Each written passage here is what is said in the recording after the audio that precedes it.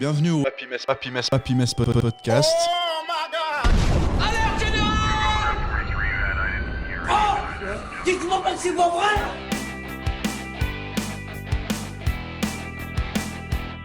Salut à tous, bienvenue au Happy Mess Podcast. C'est dimanche, on est tous réunis autour de la table pour parler de sujets divers et variés. On se réjouit de ce printemps fleurissant. Et en parlant de fleurs, j'ai à côté de moi la plus belle fleur, la plus belle fleur de mon jardin. Bonjour Sarah. Bonjour. La plus belle fleur de ton jardin, c'est-à-dire qu'il y a d'autres fleurs dans ton jardin? Ben il y en a plein. Bah, regarde par la fenêtre. Mais toi t'es la plus belle. Oh, c'est bizarre et gentil, merci. Ben, je ferai plus jamais de compliments. C'était le premier, ce sera le dernier. En parlant de jolies fleurs, on a aussi Tabata. Elle est pas très fraîche. Aujourd'hui, hein, pas en général. Fanée. Aujourd'hui. Ouais, hélas.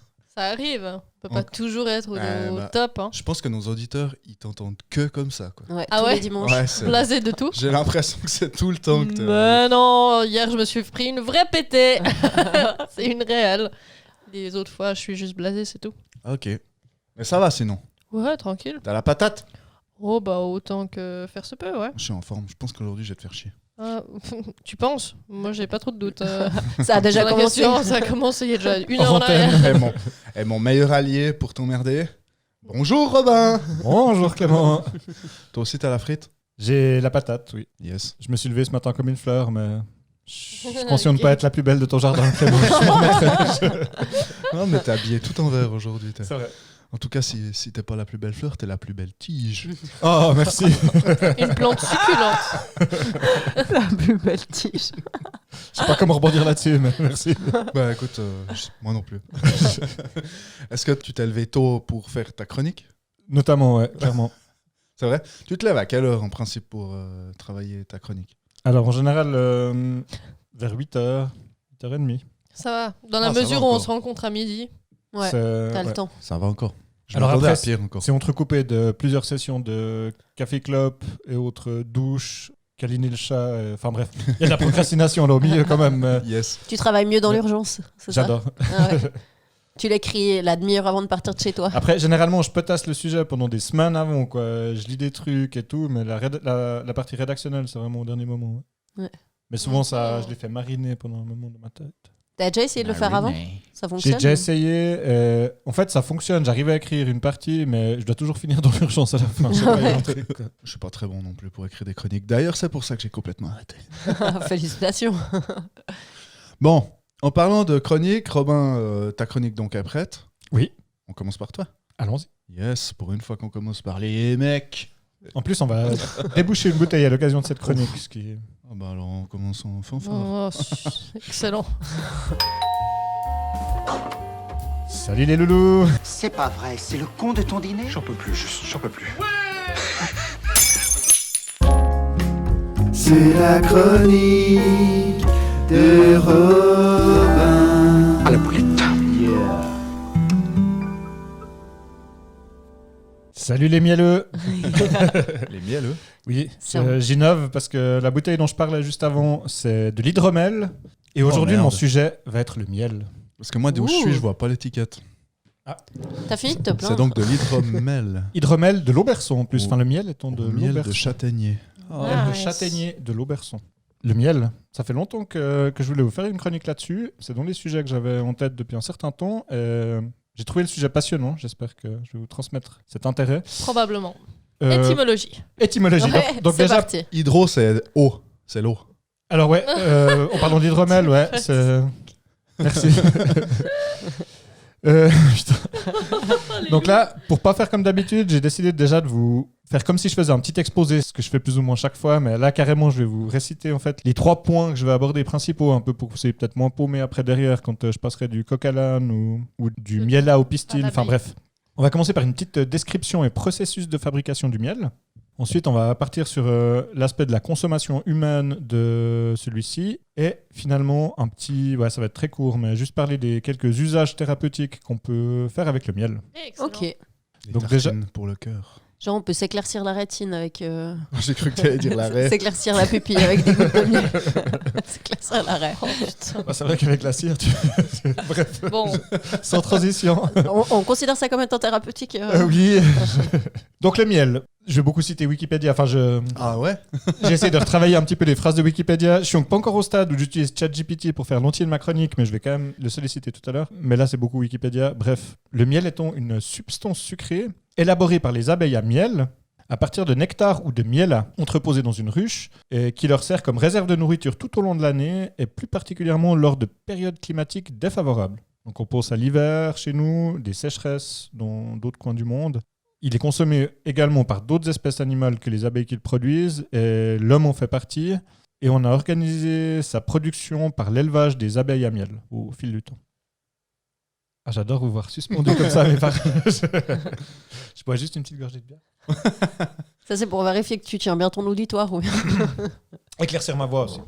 Donc on va parler un petit peu des techniques que les abeilles emploient pour fabriquer le miel. Parce que j'avoue qu'on a peut-être appris ça à l'école, mais j'ai oublié en partie. Je pense que ça fera du bien, un petit refresh pour tout le monde. Donc c'est des abeilles butineuses qui gèrent l'approvisionnement de la ruche.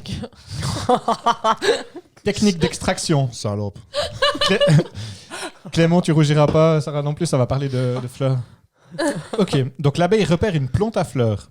Une plante à fleurs qu'on appelle mellifère, ça veut dire que, en gros, de par leur anatomie des abeilles, elles peuvent pas aller butiner n'importe quelle fleur. Certaines, c'est injouable, donc les fleurs qu'elles peuvent butiner sont dites mellifères. ok. Donc l'abeille se pose dessus, écarte les pétales de la fleur, Clément, Ah, il nous fait ça sexuel, yes. plonge sa tête à l'intérieur. Mmh. Tu veux que je Oh, prenne une voix putain. langoureuse? Vas-y, continue. Allonge sa langue Ah, aspire le Clément, nectar. ça me met mal à l'aise de ouf. qu'elle stocke ensuite provisoirement dans son jabot social. Ah, c'est tout de suite un peu moins sexe, un jabot social. Son job social. Donc le jabot social, c'est une sorte de deuxième estomac que les abeilles mellifères ont et en fait qui est attaché, c'est un peu une espèce de Bourse. en tête, ouais, plus ou moins, une espèce de bourse en dessus de l'estomac principal. Et en fait, il y a une petite soupape qui leur permet, au cas où, d'ouvrir cette petite soupape pour elles se nourrir de ce qu'elles auront récolté si tout d'un coup, pour une raison X ou Y, elles sont dans la mouise, je pense. Ok. Mais en général, elles gardent ce jabot social fermé en elles pour ensuite ramener Ramener c'est tout le bruit ce- des pages du cahier de tout ce précieux nectar à la ruche. Elles peuvent aussi récolter du miel. Est-ce que vous avez une idée de ce que c'est du coup le miel par rapport au nectar? Ce qu'on trouve sur les pissenlits. Aucune idée. Non. Alors en fait, c'est une excrétion produite par des insectes suceurs. J'ai pas pris le petit ton Clément, mais j'ai vu dans tes yeux que... Mais c'est quoi un insecte suceur? Alors c'est par J'aime exemple un puceron chez nous, mais ça peut être la cochenille ou le Metcalfa. Ouais, ça doit venir du Wiz sud. Khalifa. Le Wiz Khalifa. Et eux, en fait, ces Entre insectes deux morceaux, suceurs, là. donc ces insectes suceurs, ils ingèrent de la sève des arbres, en fait. C'est ça, en fait, la chanson Black and Yellow, c'est pour c'est pour les abeilles. Bah oui, C'est ça, il dénonce. ça fait du sens. Ah, Donc le miel est, You know what it is. le miel est récolté à partir, en gros, d'insectes qui qui bouffent de la sève et qui la chient, et les abeilles récupèrent ça, quoi. Enfin, en gros. Et Ça me soulève vraiment plein de questions. Je me demande comment elles s'y prennent. Bon, bref, continue. vous en avez tous certainement mangé une fois ou l'autre. Chez nous, par exemple, le miel de sapin est fait grâce Oui, au oui, oui. miel. Ok. L'élaboration du miel, la transformation de celui-ci commence déjà dans le jabot de l'ouvrière au moment où elle revient bzzz, à la ruche. Je sais très Heureusement bien. que tu mets des sons pour rendre plus. Donc en fait, le nectar qu'elle a avalé est lié dans son jabot social à une enzyme, l'invertase, qui permet l'hydrolyse de ce nectar et en gros la transformation du nectar sous la forme d'abord de saccharose qui va devenir finalement du glucose et du fructose. On vous mettra le lexique en commentaire. Si jamais. Le lien de la page Wikipédia.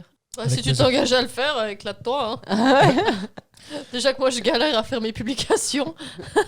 Pardon. Justement, ce sera ta punition. On retrouve notre petite abeille en train de voltiger vers sa ruche. Pourquoi petite? Elle est peut-être grande, c'est vrai. Donc De l'abeille, taille normale.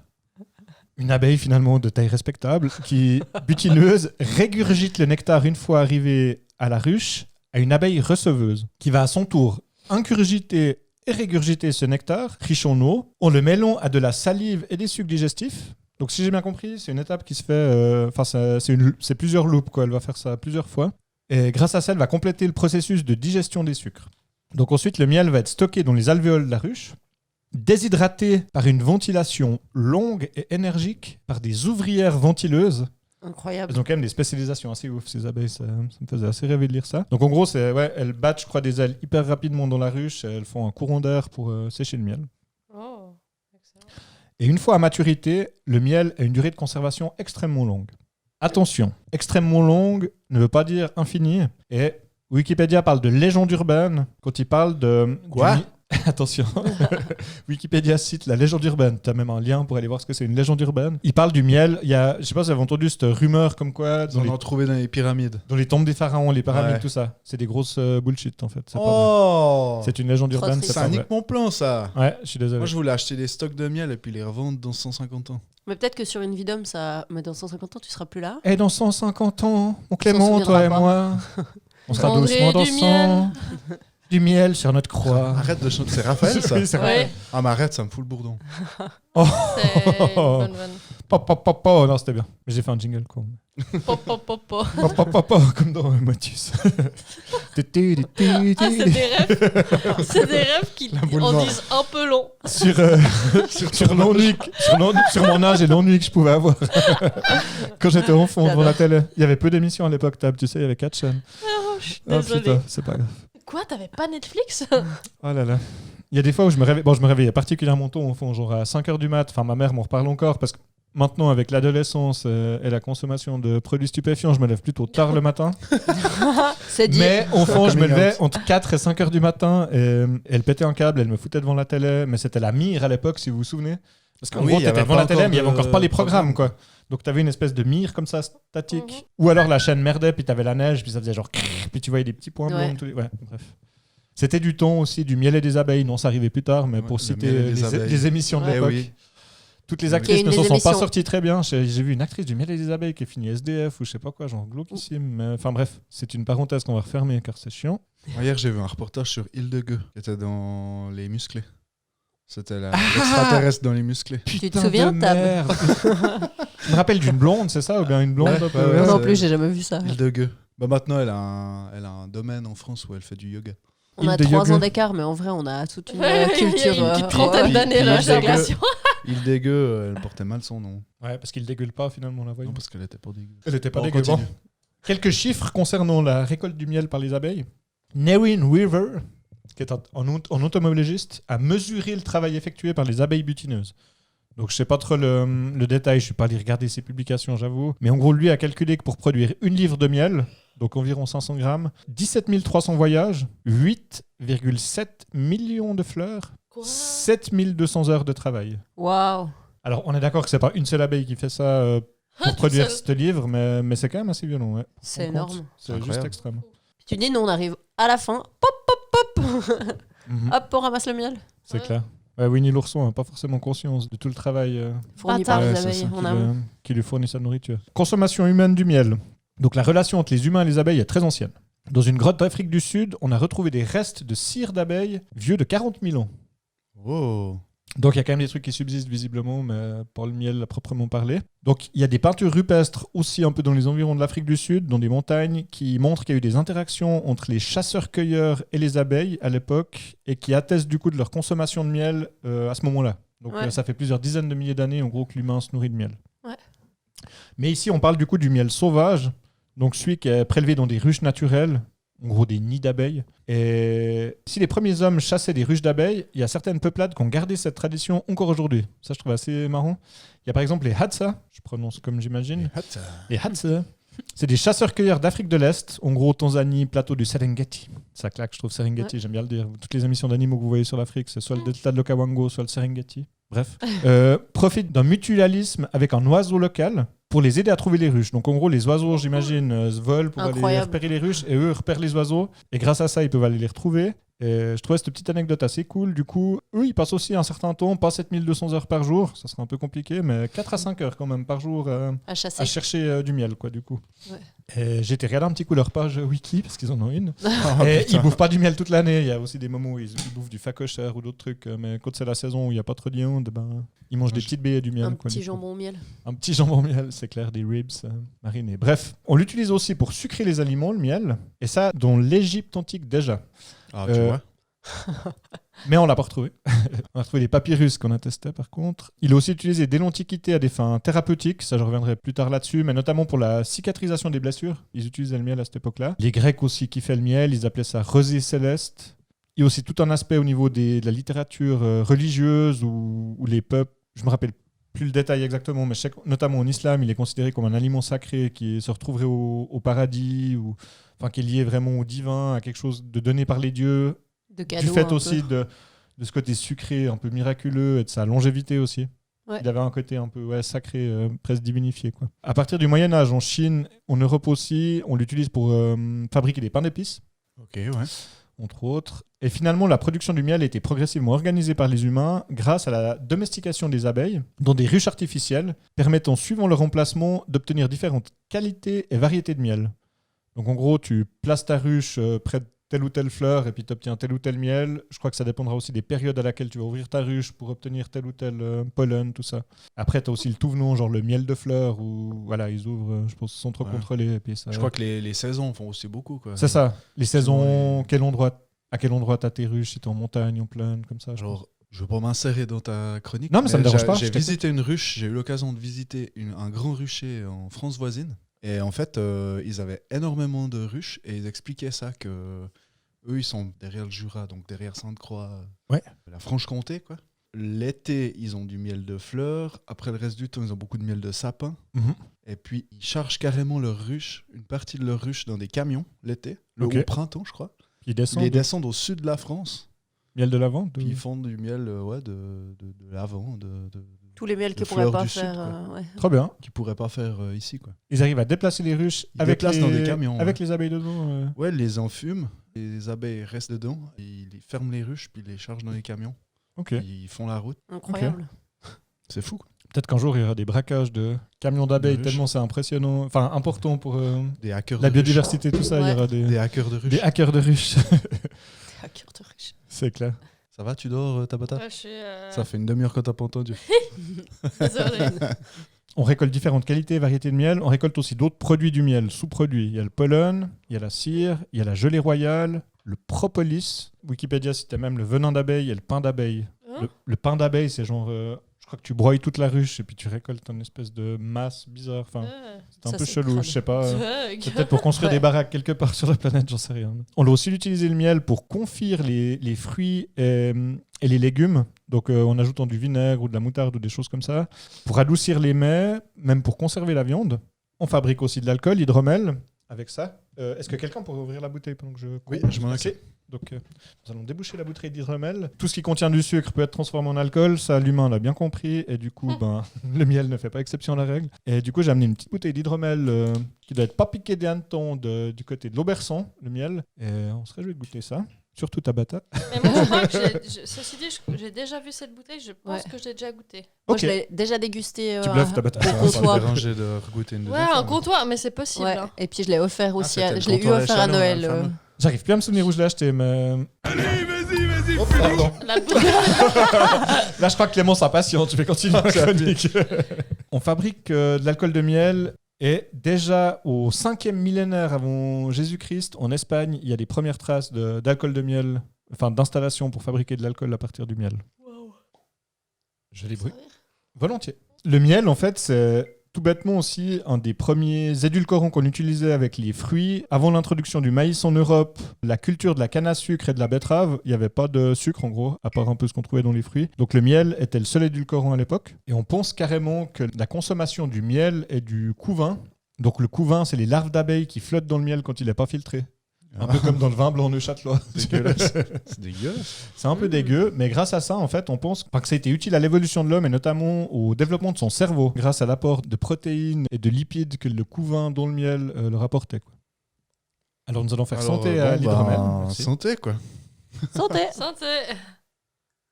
C'est pas mal. T'aimes pas trop? Si, ça va. Ça a clairement le goût de miel. Mhm. Du coup, c'est de l'hydromiel. Donc, hydromel. C'est hydromel, mais enfin, ça vient du miel, quoi. T'as des mots dérivés. L'hydromel, c'est de toute façon avec du miel. Oui. Moi, la seule fois où j'ai entendu parler d'hydromel, c'est dans Mano, quoi. Ah ouais. Les chefs nous Nous ont a donné donné à à tous tous des des gorgées gorgées d'hydromel. Pour le courage, pour pas qu'il y ait de failles, pour rester grand. Quand nous serons dans Du la coup, bataille. C'est la première fois pour Voilà, moi quoi. que je pars au combat. Et j'espère être digne de la tribu de Dana. Dana. Voilà. Lili. Silence. Pardon. Attends. Pour une Usage. fois que c'est nous qui chantons. Hein. C'est vrai, dit, c'est vrai. c'est rare. C'était assez plaisant. Usage thérapeutique du miel, maintenant, ma troisième partie. Et Le là, sif. je vais juste vous citer deux, Le trois sif. choses. Ah, le sillon interfessier. Oh, mais t'es dégueulasse. Alors, ouais, le CIF, Sarah nous en parlera après ma liste. Il y a une activité antimicrobienne qui est donc avérée avec le miel. Je me rappelle pas tous les détails de ce que j'ai lu, mais en gros, je vous passe les détails, parce que ça va être chiant. Mais voilà, ça agit contre les microbes. Ça soulage et ça cicatrise, notamment les brûlures. Il y a une activité antioxydante, un mot très à la mode dans tous les trucs de beauté. Et peut-être même pour se faire de CIF, Géopolitique. je ne sais pas. Non, mais tu sais, la cire, tu peux. Ouais, c'est à base l'utiliser. de... Tu as de la cire à base de... Aucune idée. Naturelle à base de... Je pense, cire d'abeille. j'imagine que oui. Ah, pour se waxer le cul. Pour se waxer Non, le cul. mais pour s'épiler. Ah ouais, bah, c'est ce que je dis. Se waxer le cul. Il y a des propriétés anti-inflammatoires dans le miel, donc c'est peut-être sans transition pour l'activité que tu préconises. Dans les trucs intéressants, là je vous ai mis 2-3 mini-anecdotes en plus. Le miel peut être toxique. On n'y Ok. pense pas forcément. Ok, donc elle. Mais en fait, suivant la nature des plantes que les abeilles vont butiner, Ah. et ben du coup, si les plantes sont pas toxiques pour les abeilles, elles peuvent l'être pour nous. Ah. Et du coup, c'est quand même surveillé parce que il y a notamment de l'ondrométoxine. Ça, c'est les azalées ou les... J'arrive plus à me relire, mais ouais, calucteurs ou je sais pas quoi. Bref, il y a certaines plantes ou la colchicine des colchiques, ça nous parle un peu plus du coup, qui butinées peuvent être toxiques. Il peut y avoir des traces de toxine botulique carrément à l'intérieur. Wow. Donc la toxine botulique, c'est genre la substance qui a la DL50 la plus mortelle. Enfin, la DL50, c'est la dose létale pour 50% des individus. Et là, on parle de nanogrammes sur la toxine botulique. C'est un truc de malade, quoi. C'est en fait ce que tu retrouves quand tu as des boîtes de conserve qui peuvent, dans des très rares cas, avoir des toxines qui se développent. Enfin, genre, ça pardonne pas, quoi. Le gars qui a Et- tué plein de gens avec des sardines, là. C'est possible. Ça avait ouais. passé aux infos il y a quelques... C'était l'année dernière, je crois. Ok. Il avait fait des boîtes de Exprès sardines. Non, il n'avait Ah. pas fait exprès. Il a mal conservé, juste mal mal conservé un produit qu'il avait coulé. Hmm. Et puis en fait, les personnes qui ont consommé ces boîtes de sardines, elles sont mortes. Ça pardonne pas trop. Quelle horreur. Ouais. Alors, pour la petite histoire, ça fait le botox, en fait, c'est de la toxine botulique qu'on s'injecte pour tuer en fait les tissus dans lesquels on balance ça. Excellent. Donc voilà, Yeah. ce qui donne des expressions mortes au visage des gens. Mais C'est paraît-il- normal. Paraît-il que ça rend beau parce qu'il n'y a pas de rides. Alors, ouais. Bref, ça c'était mon petit coup de gueule.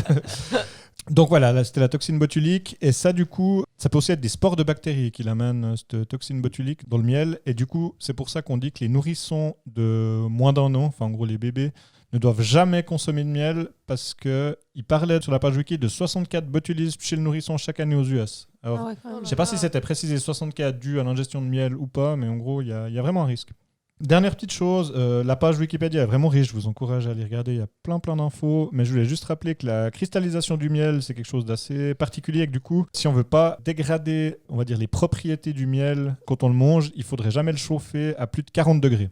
C'était la petite anecdote, je crois que j'ai même souvenir de 38 degrés, enfin, bref, 40 degrés Celsius, s'il y a des Américains qui nous écoutent, par exemple. Je pense pas, mais... mais je- Ça peut Peut arriver. arriver. Ouais. Alors en Fahrenheit, ça fait 400. Ça fait par là. 80. Ouais, quoi. C'était ma petite chronique sur le miel qui n'a moins de secrets pour vous. Yes, merci. C'était un Robin. plaisir. Nice. Moi, j'adore le miel. J'adore manger, mais j'adore aussi l'histoire. J'ai oublié un truc. Qu'est-ce Je que vous ai amené des petites pastilles de miel de Manuka. Je sais pas si vous en avez entendu parler. Non. C'est quoi, C'est du quoi miel de Manuka? Les miels de Manuka, c'est un miel particulièrement cher. J'ai acheté ces petits bonbons, Mais je pense c'est- 15 balles en Mais aéroport. c'est légal. C'est un miel légal qui vient de Nouvelle-Zélande et j'ai C'est- demandé à mon pote ChatGPT C'est pourquoi autorisé. le miel de Manuka est si cher à l'achat.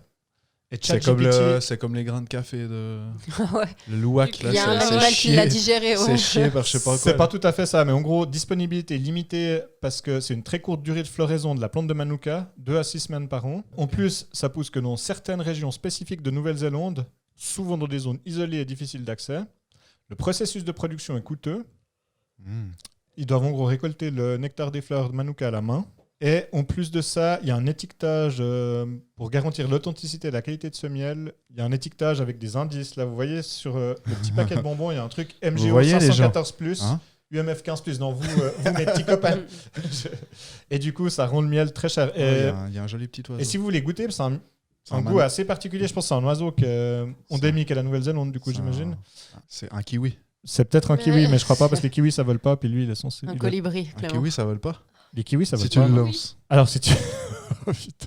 Je vous encourage, si vous avez envie de Ah, goûter non. ces C'est petites un Martin pastilles de Pêcheur. Manuka, vous Oui, je servir. sais. Ça ressemble à un Martin Pêcheur. Ouais, ça ressemble à un Martin Mais ils ont Pêcheur. peut-être des Martins pêcheurs néo-zélandais. Quoi. Moi, je connais plein de Martins, mais ils pêchent pas.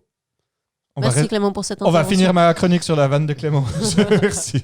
Excellent, Merci Robin. Robin. Avec Ouais, grand plaisir. merci. J'ai pas réussi à ouvrir ton paquet de Attends, moi je vais essayer. pastilles. On se réjouit Mais de goûter. c'était très intéressant. Le miel n'a plus aucun secret pour nous. Moi, j'adore le miel et j'aimerais bien avoir des ruches un jour. Ça marche. voilà. Message reçu. Alors, je C'est tout, t'encourage. je dis ça en regardant ma femme.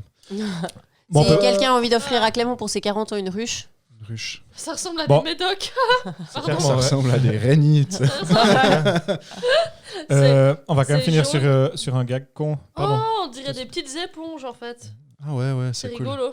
Ah mais c'est bien, puis surtout ça doit intéresser nos auditeurs. Oui, Qu'est-ce bah, qui- si jamais ça ressemble à des petites éponges, ce qu'on va goûter. Ok, il y a Robin qui essaie de faire un gag. Ouais, mais et c'est ça moi va qui être te coupe probablement le gag le plus marrant de la un journée. gag. Non, ça va être nul. Qu'est-ce qui est vert et qu'on trouve au fond de l'océan? Bob l'éponge mort. Un chou marin. Mais c'est pas fini. Qu'est-ce qui est vert au fond de l'océan et qui est entouré d'abeilles? Un chou-fleur. Un chou marin ruche. Oh, Voilà, je vous laisse. Yeah. Wow, Allez. gros niveau. je l'avais jamais entendu. J'ai plus le son des tarantanch. Paloum. Tu pourras pourras l'ajouter l'ajouter après. On va passer à la suggestion et la suggestion c'est pour Sarah. Et maintenant, un petit peu de musique avec Alain Souchon. Oh non, pas lui. Lassé des tracas du quotidien, passez un agréable moment avec la chronique de Sarah. T'es pas sérieux? Mais il va la fermer sa gueule!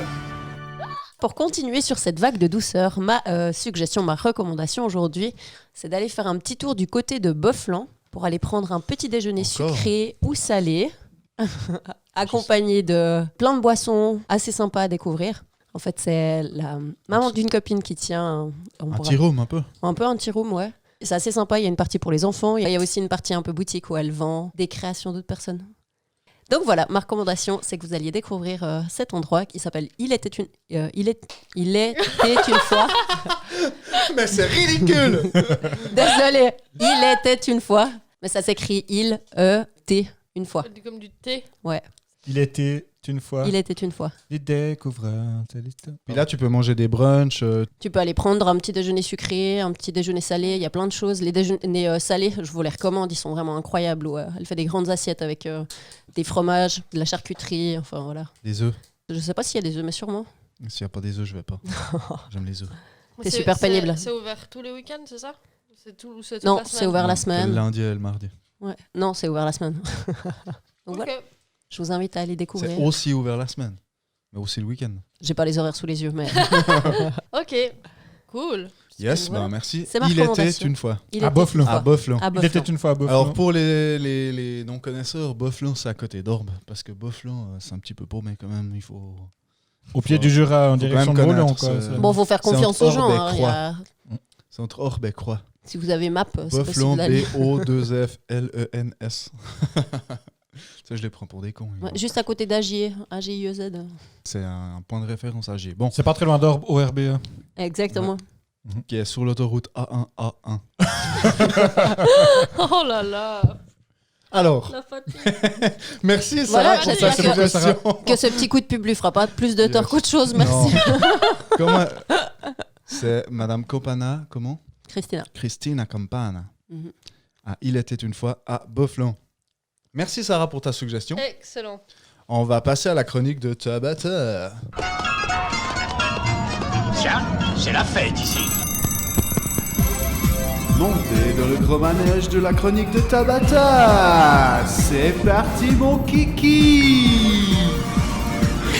Ok, écartez-vous, je vais gerber. Ok, non, ça va. Moi, je vais vous parler aujourd'hui du tableau le plus célèbre au monde.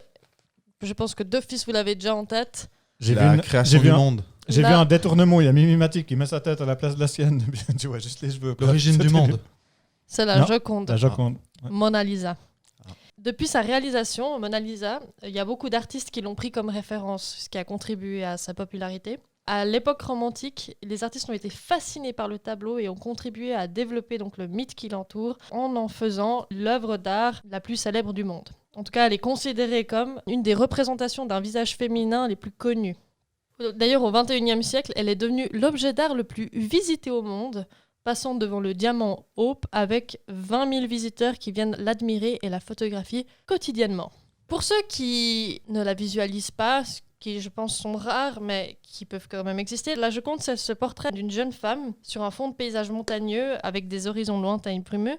Elle est disposée de 3/4 et représentée jusqu'à la taille. On voit ses bras et ses mains croisés devant elle. Mais ce qui marque le plus, c'est son regard qui est cerné, mais qui semble suivre le spectateur, peu importe depuis où il se trouve dans la pièce pour la regarder. En gros, elle a un œil qui dit merde à l'autre, quoi. Ben non. Un peu.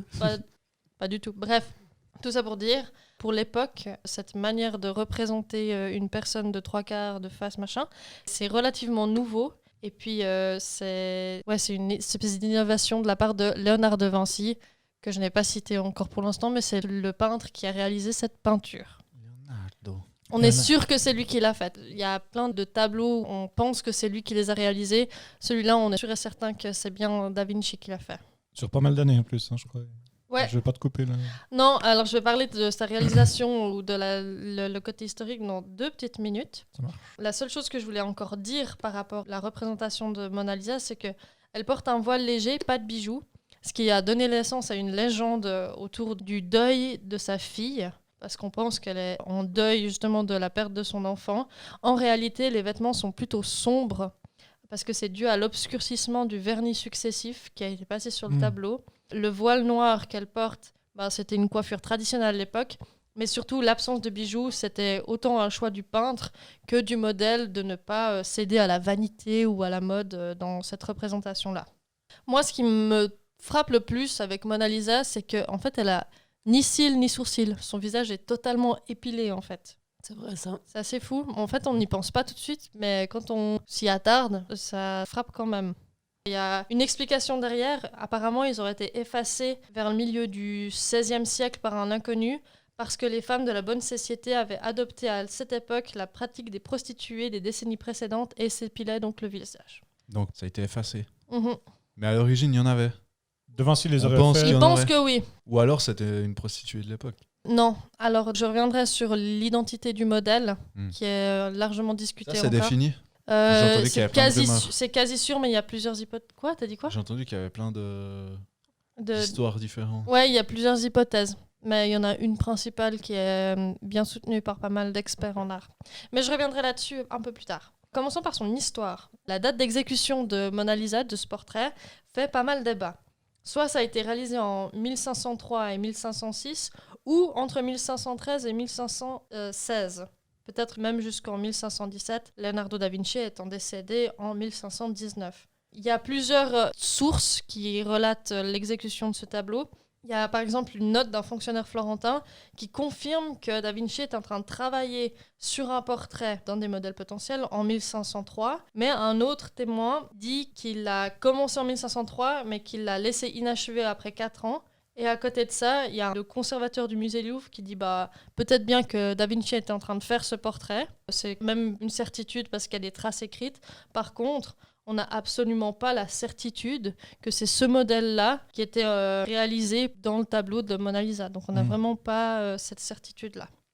À côté de ça, dans les estimations de la réalisation de ce tableau, qui confirmeraient donc que ce soit fait entre 1503 et 1506, il y a Raphaël qui étudia les œuvres de Léonard. Vous savez, le peintre Raphaël. C'est genre un peu son disciple. Raphaël, Le fameux. tu vas nous faire toutes les Tortues Ninja là.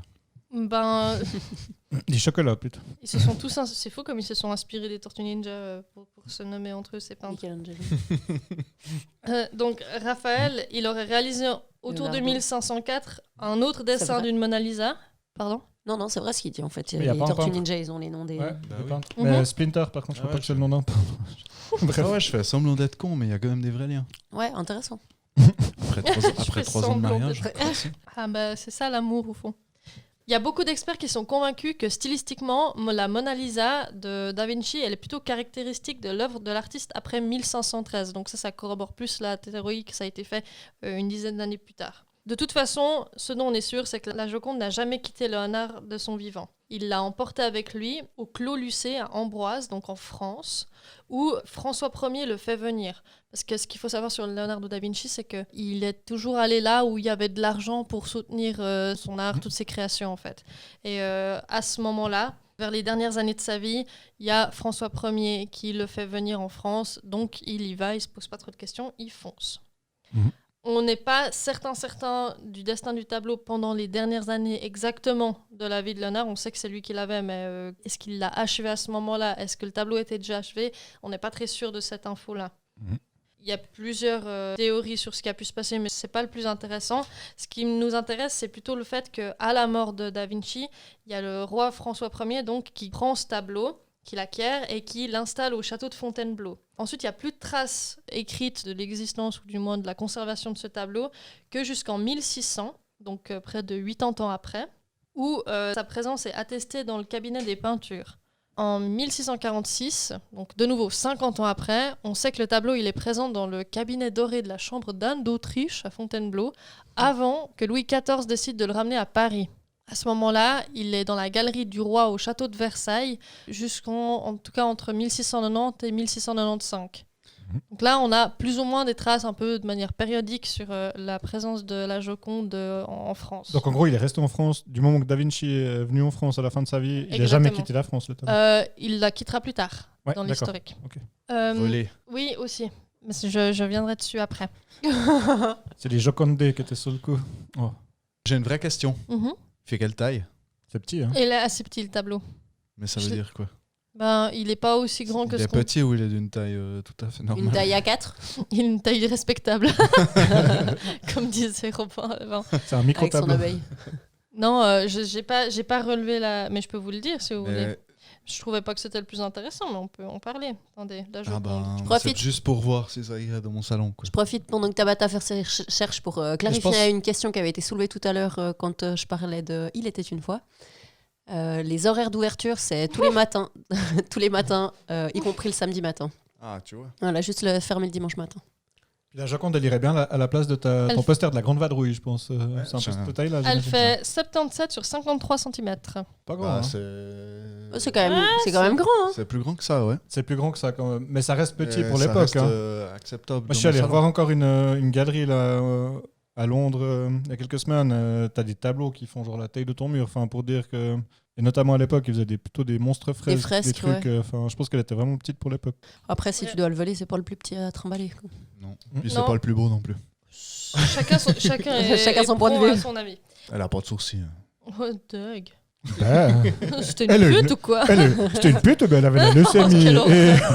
Oh mon Dieu! On pourra couper. Yes. Trop loin, beaucoup trop loin. Je vous disais que la dernière trace qu'on avait, dont je vous ai parlé, c'était 1695, donc elle est au château de Versailles.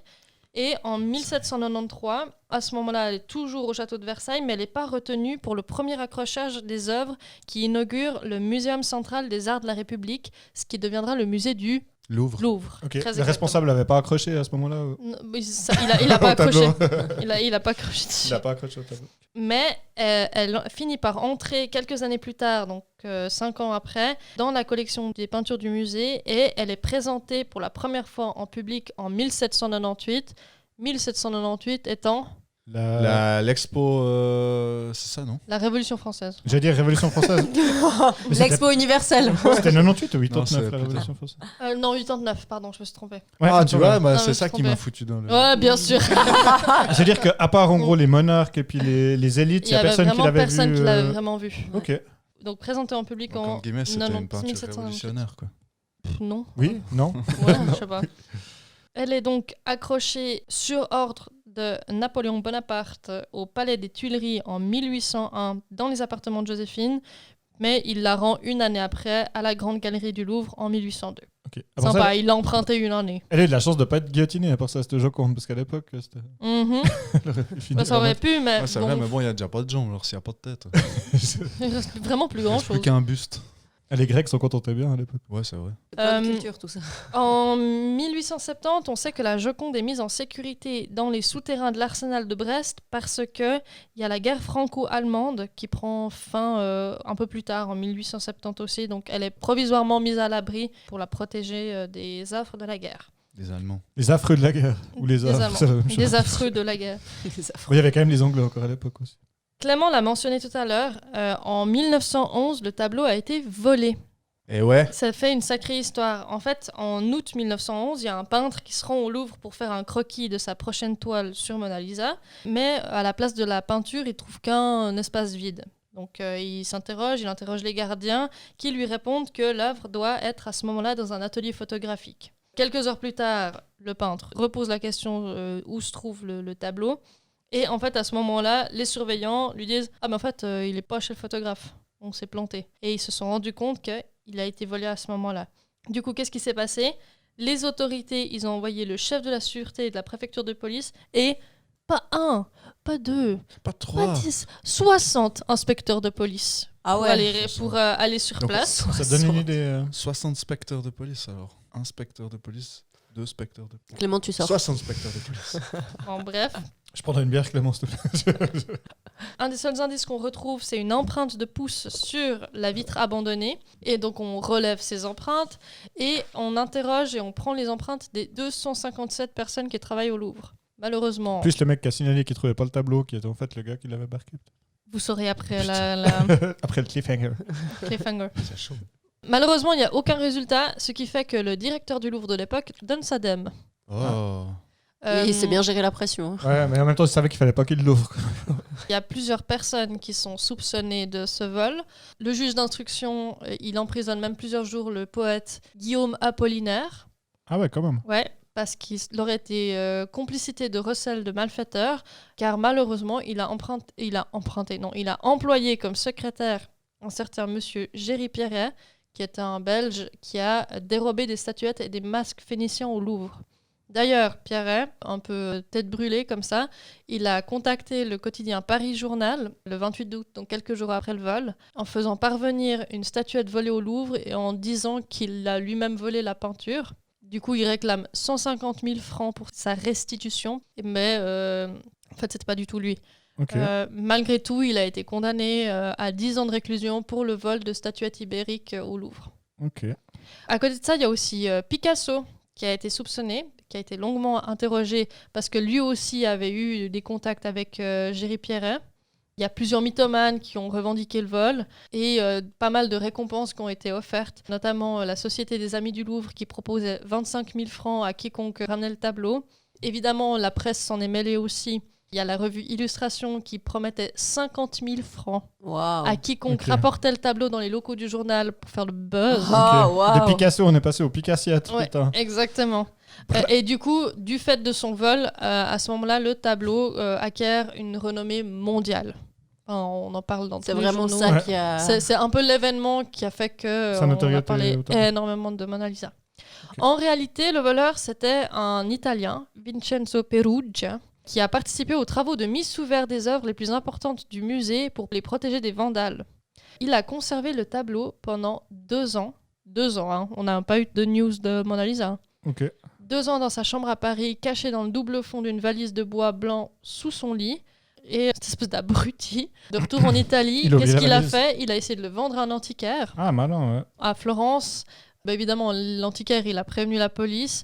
Et puis, ce monsieur Perugia, il a été arrêté dans la chambre de son hôtel, mais condamné qu'à 18 mois de prison, la presse italienne saluant son patriotisme. Parce qu'il Sérieux? a ramené en Italie une Ok. œuvre Italienne. Ah ouais. Ramener la coupe à la maison. Trop drôle. Ah, putain. Tu sais, c'est un peu, c'est pas bien ce que vous avez fait, mais les Français vous Joli, emmerdent. quand même. C'est un peu ça. D'ailleurs, à tel point qu'ils ont quand même gardé pendant presque une année, les Italiens, ils ont gardé le tableau en faisant des expositions du tableau à Florence et à Rome pour finalement le rendre à Paris à bord d'une voiture de première classe. Ok. Il y a eu plusieurs hypothèses pour expliquer le vol de M. Perugia. Il aurait apparemment agi par patriotisme pour se venger des rapts de Napoléon, pensant naïvement que le tableau a été volé par celui-ci, ce qui n'était pas le cas.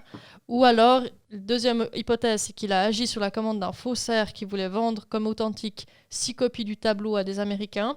La dernière hypothèse, c'est qu'il aurait été approché par un Allemand étant un escroc notoire qui appartenait donc à une bande de trafiquants d'art de haute volée, mais qui n'avait du coup pas pu récupérer le tableau parce qu'il était sous surveillance après le vol du Louvre, forcément. Vu qu'il était escroc notoire, évidemment, il était passé sous la loupe. Sans parler du Belge qui a essayé de la voler une fois. Il l'a Plusieurs pas. fois. En fait, il a pas du tout essayé. C'est le Belge. Il a fait croire qu'il l'avait. Il a essayé de choper du fric en faisant croire qu'il l'avait Mais volé. ça, je comprends pas parce qu'au final, tu t'accuses d'un truc que t'as pas fait. Et en plus, tu veux la rançon et tu te tires. Et en plus, t'as leur reproche d'avoir déjà braqué d'autres trucs et puis il était franchement pas très mal, le type. Mais il s'est dit, Belges bêtes. Mais imaginez-vous que pendant 2 ans, on savait pas où était le tableau. C'est fou. C'est assez dingo. Bref, après cette histoire de vol, donc en 1914, le tableau est restitué en France. Mais comme vous le savez, qui dit 1914 dit début de la Première Guerre mondiale. Et comme une grande partie des collections du musée, la Joconde a été mise en sécurité à Bordeaux, puis à Toulouse, et retournée au musée du Louvre après la Première Guerre mondiale. Ok, l'éloigner des Boches le plus possible. Exactement. Après, donc en 1938, Deuxième Guerre mondiale qui approche, elle a d'abord été mise une première fois en sécurité au musée Ingres à Montauban, mais est retournée au Louvre jusqu'au moment où la guerre a réellement éclaté. Et selon un plan d'évacuation conçu par le directeur des musées nationaux, elle est évacuée en convoi, d'abord pour le château de Chambord, puis successivement dans plusieurs châteaux et plusieurs demeures anonymes du Lot et des Causses, qui auraient ainsi accueilli le tableau jusqu'en 1945, où elle retourne au Louvre. D'ailleurs, elle a été conservée dans une caisse et il y a une photo assez fameuse du moment où on ouvre la caisse pour libérer la Joconde. Ok. Yes. Donc voilà, ça c'est un peu ce qui s'est passé pendant les 2 guerres mondiales. Après ça, il y a eu plusieurs petits événements autour du tableau. Par exemple, en 1956, il y a un jeune garçon de café bolivien qui a été sujet d'un arrêté d'expulsion, qui a lancé un caillou sur la Joconde et a brisé le verre de protection. Ouf. Ce qui a fait qu'il y a eu des éclats de verre qui ont abîmé la peinture, le coude gauche pour être précis de Mona Lisa. Je l'ai cité avant, il y a quand même eu un moment où elle a quitté la France, Mona Lisa. En 1962, le ministre de Culture de l'époque, M. André Malraux, a expédié la Joconde aux États-Unis. Okay. Elle a voyagé à bord d'un paquebot dans une cabine de première classe, figurez-vous. À son arrivée, le tableau il est d'abord exposé à Washington à la National Gallery, reçu par le président Kennedy, puis à New York au Metropolitan Museum of Art à partir de janvier 1963. Elle est admirée par 1,7 million de visiteurs au total dans cette période. Elle retourne en France en mars 1963. Donc en 3 mois à peu près, 1,7 million de personnes. C'est la folie à part ça. C'est un truc de dingue. Un autre voyage qu'elle a fait, elle est partie au Japon où elle a été exposée d'avril à juillet en 1974 au Musée national d'art occidental de Tokyo. D'ailleurs, il y a eu une tentative de dégradation au spray rouge à ce moment-là. Ah merde. Elle a aussi brièvement séjourné à Moscou pour retourner à Paris pour de bon. Putain, Moscou, c'était... C'est un truc de fou. Mais du fait de sa fragilité, elle ne repartira plus. C'est des activistes pour partir en tournée, quoi. Ouais, c'est fini. C'est des activistes pro-climat qui se colleront les mains dessus. Elle est super bien protégée. Maintenant, elle est vraiment bien protégée. Il y a quand même eu 2 derniers événements qui m'ont fait un peu rire. Il y a un touriste russe qui a lancé une tasse à thé vide sur le tableau. Et ça a causé aucun dommage par chance. Un autre truc qui m'a fait rire, c'est le plus récent, c'est celui de 2022. Avec un homme qui s'est fait passer pour une vieille dame handicapée et qui a lancé, je cite, une part de gâteau à la crème sur le tableau. Ah oui, j'avais vu, ça arrive il n'y a pas longtemps. En 2022, une part de gâteau à la crème. Il a voulu entarter la Joconde pour faire le buzz. Ça semblerait. Ça, c'est gentil. Donc voilà un peu pour son historique. J'en ai parlé tout à l'heure, je vais terminer là-dessus. Le modèle, il y a plusieurs hypothèses sur le modèle.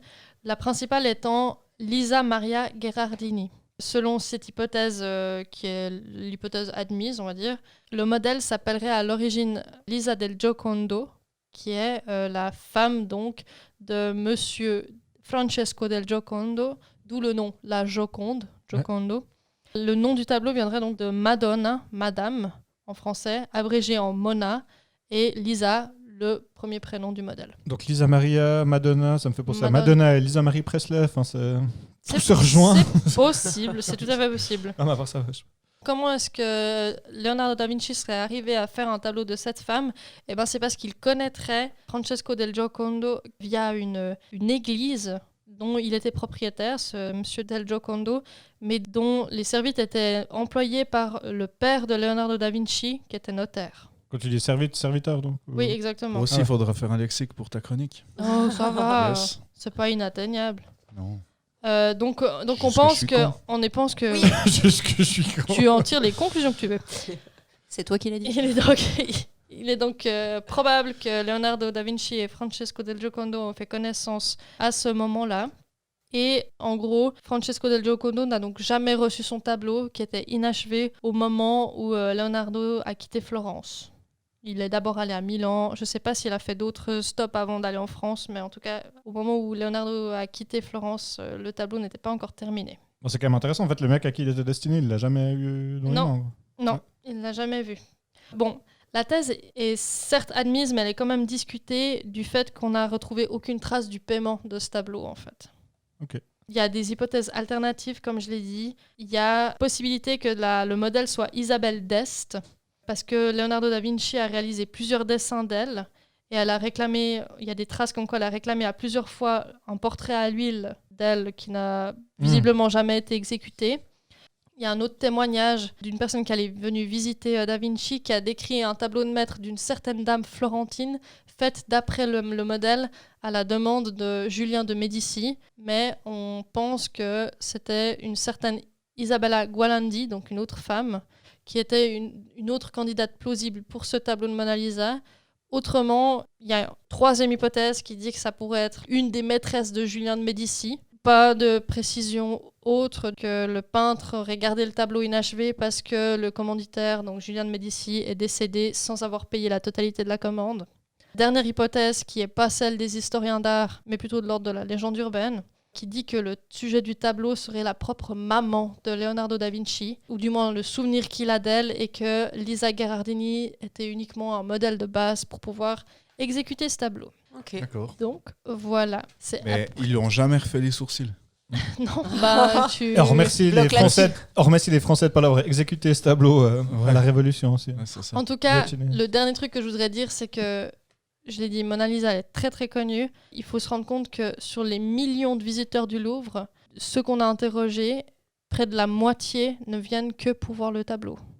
Tableau-là, de tout le Louvre. Ouais, c'est ça. C'est incroyable. C'est un truc de fou. Il a vraiment une grande notoriété, quoi. Ouais, c'est assez dingue. Eh ben, merci Tabata pour Avec cette chronique plaisir. sur Mona Lisa, La Joconde. qui n'a plus aucun secret pour nous, la Joconda. La Gioconda. La Joconde. Donc c'est à moi, quoi. Oui. Bah ouais. La chronique Baclay de Clay. Voilà, donc c'est à mon tour de faire une chronique un peu arrachée du cul. Parce que, évidemment, Du sif. Évidemment, contrairement à mes collègues, je suis un petit peu moins scolaire.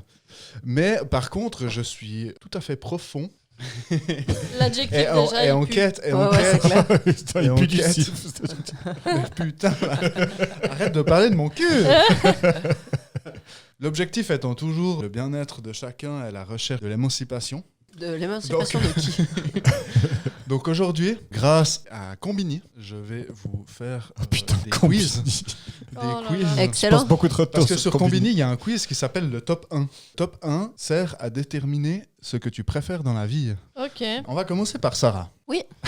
Je pose les bases, il faut répondre vite, instinctivement. On va pas réfléchir pendant 4 ans. Ça marche. Quel est ton film préféré? Moulin Rouge.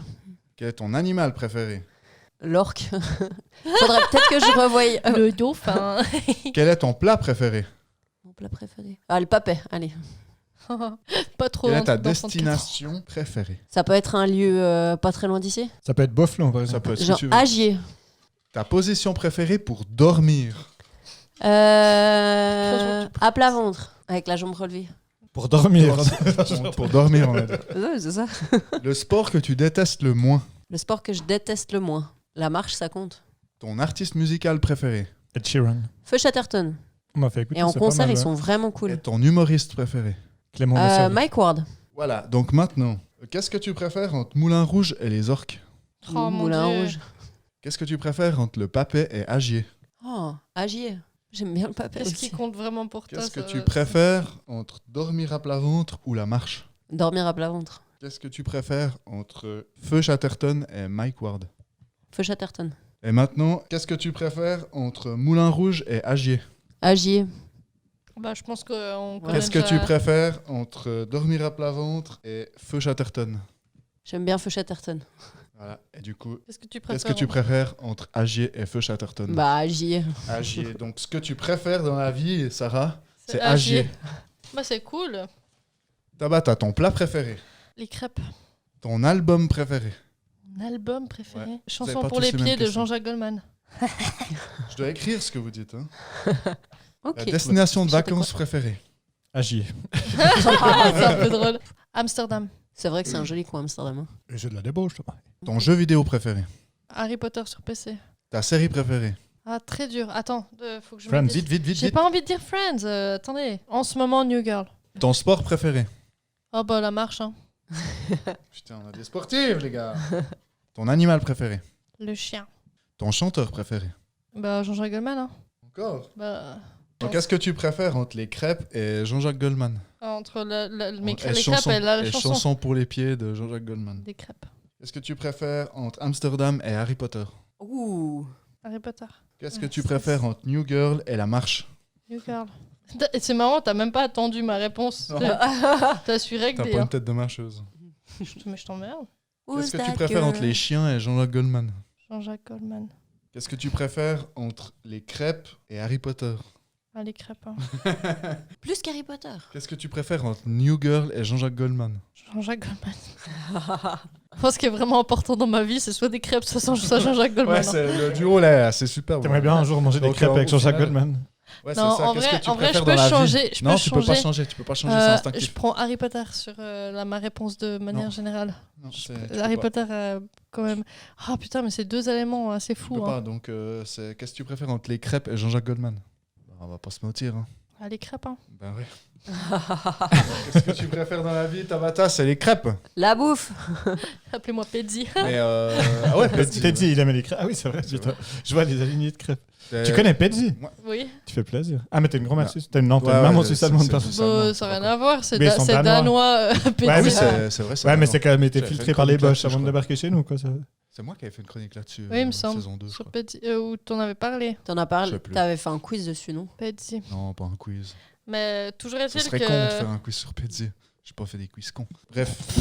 Tu remarqueras le silence. Tout le monde a levé les yeux aussi. Ah ouais. Peut-être que je gratte un peu dans ton intimité, mais c'est quoi ta crêpe préférée? Alors, figure-toi que c'est une excellente question. La meilleure crêpe, c'est un truc que j'ai découvert au marché de Noël de Lausanne il y a quelques années en arrière, et dès que je me fais des crêpes, je la reproduis. Il faut prendre du fromage de chèvre, Ok. du saumon, On passe à Robin. Attends. Clément, j'aimerais Du C'est savoir. fromage pas de une crêpe, ça. C'est du bon, ça. saumon et des oignons confits. Ok. C'est un délire gustatif. Ok. Fromage de chèvre, oignon confit et saumon. Ouais, Ok. c'est Ok. trop Ok. bon. Mais les puristes diront que les crêpes doivent être sucrées. Ah oui, bah Nutella autrement. Nutella. Ouais, bah oui. Moi, n'empêche, la bonne vieille sucre cannelle. Sucre cannelle, c'est pas j'adore. mal, hein. Ouais, Avec vraiment, un- sucre avec cannelle. un peu de citron. Jus de citron, là. C'est ma préférée. Ah. Ou alors Grand Marnier qui fait flambé, mais sinon le genre jambon fromage. Mais en fait, je réponds alors que c'est pas mon tour encore. Pardon. Mais c'est vrai que les juste crêpes, j'ai c'est une faim. passion. On est dans un brainstorm. Oui, c'est vrai, de crêpes, c'est vrai. On passe à Robin. Robin, ton équipe de foot préférée? Ah, Chavannes Le Chan. Ton jeu vidéo préféré? Oh putain. Ça, c'est... Ouais, Alan Wake, c'est bien. Alan Wake. Ton plat préféré? J'aime beaucoup la pizza. En fait. Ton film préféré? Beignet de tomate verte. Beignet de tomates vertes. Ouais, il est monstre bien C'est quoi ce la film. question? Ah ouais, c'est Donc, bien ça. Beignet de tomate Je verte. vous encourage à regarder ce film, il est incroyable. Ta destination vacances préférée? Bonne question. Les Diablerets. Job. Les Jobs. Ou bien les USA. Diablerais. Ah, mais j'aime bien C'est les USA. Deux salles, deux Diablerets, ambiances. Ouais, les c'est clair. USA. Mais Ouais, les slash- USA, c'est vague. hein. Ouais, c'est vrai, mais justement, les Diablerets, c'est trop précis. Mais non, mais Diablerets, c'est bien. J'aime bien. J'aime bien la rue Hochberto à Yvonne ou le monde. L'Amérique du Nord. Laisse les diablerets, c'est bien. Il faut répondre à l'instant. Ton objet préféré? Mon objet préféré. Je sais pas si j'ose le dire. Mon vinyle, là, que je viens de m'offrir, coffret de Smashing Pumpkins, Melancholy and the Infinite Sadness. Mais tu peux mettre. Allez, vas-y, écris tout. Ah ouais. Chaque mot. Ton album préféré? Mais le pire, c'est que je crois pas que c'est lui, en fait. L'objet, c'est lui, mais l'album que je préfère, je crois que c'est Renaud, Marchand de Cailloux, que j'ai aussi en vinyle. Très bon album de Renaud. Alors. Mais ça serait plus l'album En passant de Joja Goldman, tu vois. C'est plus un truc intimiste, un peu. Et ton fringue préféré? Ou ta fringue préférée? On dit ton ou ta fringue? On parle donc d'habits, donc. Ouais, une fringue. ouais. Mes chinos, mes pantalons chinos. Je les appelle mes Chino Moreno, comme le chanteur de Deftones, mais ça n'a rien à voir. C'est juste parce qu'il s'appelle Chino. C'est quoi un pantalon chino? En fait, c'est un pantalon chiant à déboutonner parce que tu as une deuxième. Lui, il n'est pas chino, mais en gros, tu as un deuxième bouton qui vient le long. Généralement, le long de la cuisse gauche, enfin sur l'aine. Comment t'appelles cette zone? La hanche. Ouais, la hanche, merci. La partie gauche de la hanche. Et du coup, tu dois déboutonner devant plus la hanche. Puis je sais pas s'ils ont une coupe particulière autrement, mais je crois qu'ils ont en plus une coupe un peu spéciale. Ils ont une coupe, ils sont un peu plus larges au niveau de... Un peu cargo comme ça, ou je sais pas, on appelait les... Cargo, c'est pas ceux avec les poches sur les côtés, là. Méga Ah large. ouais, c'est peut-être ça, ouais, t'as raison. Les chinos, ils sont un peu... Souvent, ils ont des pinces devant. Ils sont un peu plus larges au niveau du bassin, et puis après, ils sont plus serrés au niveau des jambes. Oui, c'est vrai. Moi, j'aime bien quand justement j'ai de la place, je peux mettre plein de trucs dans les poches et puis que ça m'emmerde pas. Ouais. Puis j'ai un postérieur qui tend les pantalons sinon, donc le chino, il est parfait pour ta morphologie. Exactement. Bambé.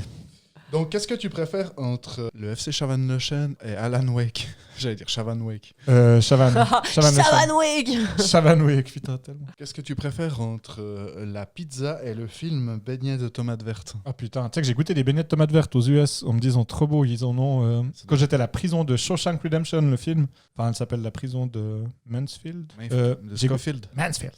J'ai goûté ces trucs qui n'étaient pas si bons que ça. Donc du coup, gustativement, admettons que ça soit les deux plats, je vais dire que c'est quand même la pizza, quoi. Qu'est-ce que tu préfères entre les Diablerets et ton vinyle de Smashing Pumpkins? On va dire les Diablerets pour pas que tu aies besoin de te faire une foulure de poignet. C'est pour de vrai. Non, mais pour de vrai, les Diablerets. Peut-être plus Isno ou Glacier 3000.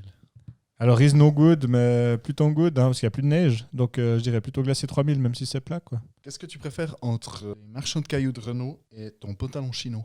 Je pourrais mettre tellement de cailloux dans un chino pour aller les balancer sur les gens. Ah, les chinos, quand même. Donc, qu'est-ce que tu préfères entre le FC Chavannes-le-Chêne et la pizza? La pizza. Il n'y a pas eu beaucoup d'hésitation, même si j'aime beaucoup le FC Chavannes-le-Chêne. Et qu'est-ce que tu préfères entre les Diablerets et ton pantalon chino? Mon chino. Qu'est-ce qu'on est bien dans son futal? C'est tellement ça. Je crois que j'ai envie que ça soit le chino à la fin, en fait. Et donc, la question qui tue, pour définir ce qui est le plus important pour toi, qu'est-ce que tu préfères entre la pizza et ton chino? Mon chino. Ton chino. Sans hésitation, parce que des fois dessus, il y a des restes de pizza. Ça fait je peux mettre plein de tranches de pizza dans les poches. Donc pour Robin, c'est son pantalon chino. Pour Tabata, c'est les crêpes. Pour Sarah, c'est... j'ai perdu. Agier, Glacieux, bien sûr. Comment ai-je pu l'oublier? Merci pour ton questionnaire nul à chier. Toi, tu l'as un peu nul à chier, mon truc. Toi, tu l'as rempli? Moi, je l'ai pas rempli, non. Oh, super. Mais j'ai pas besoin parce que pour moi, c'est évident. Ce qui est le plus important, c'est toi. Tu m'as mis dans quelle catégorie? Le plat? Mon plat préféré. Ah ouais. Oh waouh. Votre Mon intimité objet ne nous préféré. intéresse pas. Mon objet Ma préféré. destination vacances préférée. Et c'est ton cœur. je vous... Je pense que c'est le moment de saluer nos auditeurs. Je pense que c'est le moment de dire au revoir. Hein. Ça commence à devenir gênant. À bientôt. À bientôt. Gros bisous. Profitez bien. On vous kiffe. À bientôt. Bisous. Gros Bye bye. bisous. Bye bye. Bye.